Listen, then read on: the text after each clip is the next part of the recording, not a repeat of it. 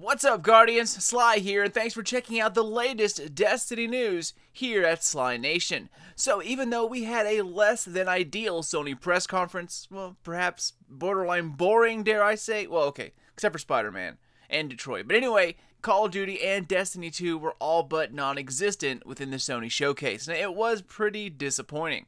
But we did get to see some PlayStation exclusives, and about an hour after the press conference ended, there was an interview with Luke Smith and Mark Noseworthy, the two leads on Destiny 2, and they supplemented what the showcase left out.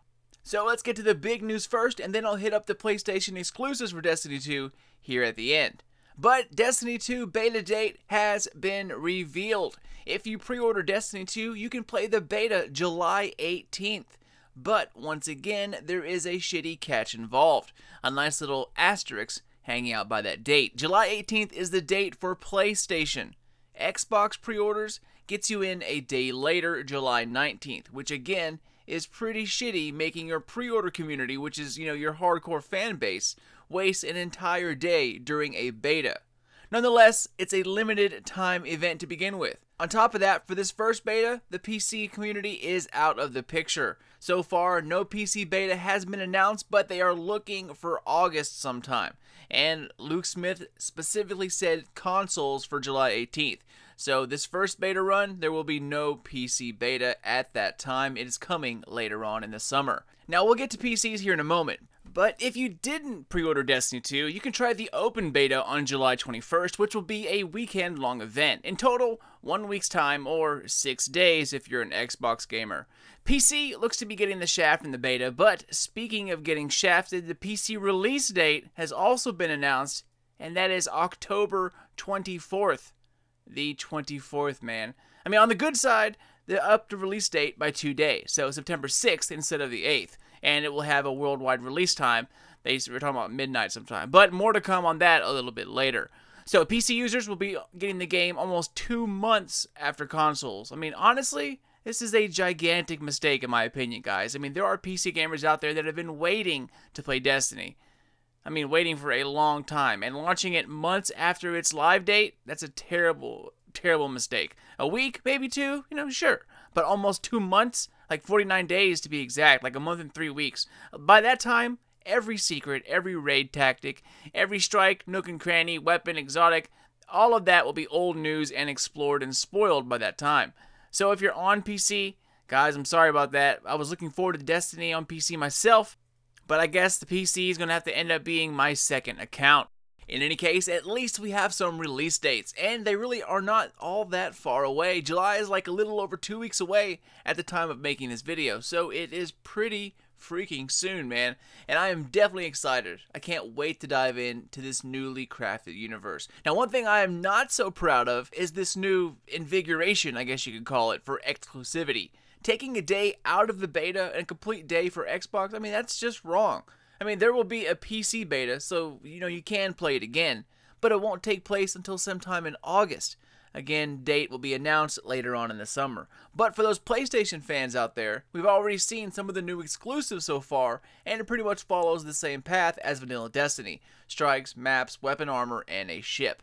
The first exclusive we can talk about is the PlayStation strike coming to Destiny 2 called Lake of Shadows. You can see a few snippets of it right here. But one thing it does show us, some of our old enemies are making a comeback in Destiny 2. As you can see here, you see Taken fighting right off the bat. And frankly, I'm not really sure how I feel about that. I mean, this is supposed to be a new game, right? I mean, Oryx is dead, right?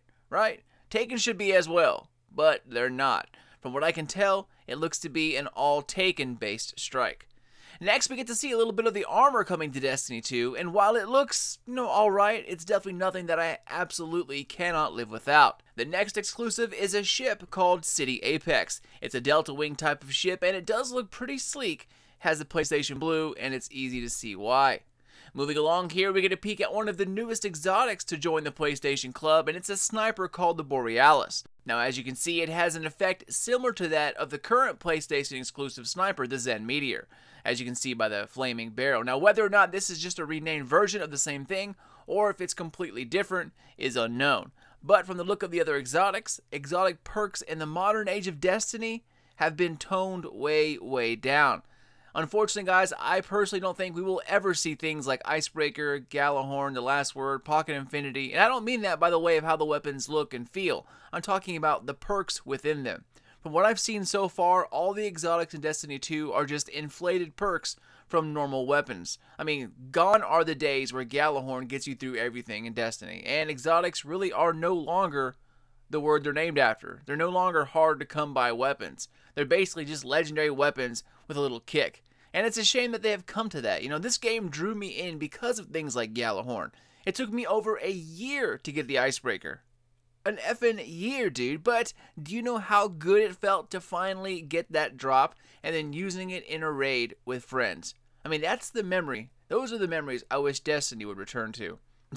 Anyways, guys, enough romanticizing. And the last exclusive for Destiny 2 launch is, of course, a new PvP map called Retribution. Sound familiar? Maybe.